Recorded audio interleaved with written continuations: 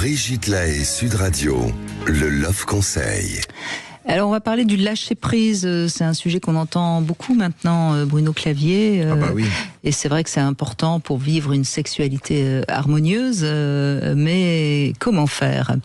Alors je crois que c'est d'abord un style de vie plutôt que quelque chose qu'il faut faire au moment précis de sa sexualité. Je pense que lâcher prise, c'est quelque chose qui est un petit peu dans un style de vie en quelque sorte. Oui, c'est ça. Il ne peut pas y avoir d'injonction, sinon ça peut pas marcher, puisqu'on peut pas commander à quelqu'un de pas faire quelque chose. Voilà, c'est ça. De lâcher. C'est compliqué lâcher prise. Bon, alors en fait, déjà on pourrait mettre d'un côté les gens qui sont plutôt zen et de l'autre côté ceux qui sont plutôt stressés.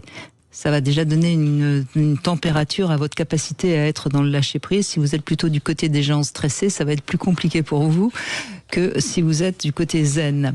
Un autre indice, est-ce que vous acceptez de perdre le contrôle ? Ça, c'est assez compliqué. Je vous proposerai d'ailleurs un petit test après. Est-ce que vous faites confiance à la vie ? Est-ce que vous vous laissez aller assez facilement à la rêverie ? Tout ça, c'est des indices qui laissent à penser que vous avez plutôt une capacité à lâcher prise. Et donc déjà, de toute façon, avant un rapport sexuel, si vous prenez un peu le temps de vous détendre, ça va aider à être un peu plus lâcher prise que contrôle avant un rapport. Et puis la respiration, évidemment, a beaucoup d'effets sur le lâcher-prise.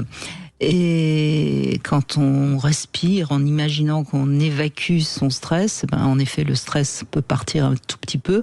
Et puis, il faut aussi observer son corps. Il y a des tensions dans le corps et c'est ça qui montre aussi qu'on n'est pas dans le lâcher-prise. Et juste le petit test qui peut permettre de voir si vous êtes quelqu'un qui est vraiment dans le contrôle, c'est un test, vous avez deux personnes derrière vous qui se tiennent par les mains, de manière à ce que vous soyez, au moment où on vous demande d'aller vers l'arrière, vous serez de toute façon retenu par ces deux personnes qui sont derrière vous. Et les personnes qui sont dans le contrôle, elles y arrivent pratiquement pas à se laisser aller vers l'arrière, tellement il faut rester dans le contrôle et ne pas risquer de tomber, c'est ça. Mais c'est un test très intéressant. Oui, c'est un test, puis il y en a qui le passent pas, le test. Moi, je sais pas, je l'ai fait il y a longtemps, c'est compliqué pour moi. C'est vrai. Mais c'est quand on a été un peu traumatisé dans la vie, on ne fait plus trop confiance à personne. Ouais, et quand on fait pas confiance, on reste dans le contrôle, et donc on a du mal à être dans le lâcher prise. Et puis on loupe plein de choses. Voilà. On va rater beaucoup de choses si on n'est pas dans le lâcher prise. Mais bon, ça s'apprend quand même. Je suppose que vous y avez travaillé, que ça va beaucoup mieux. Oui, quand même.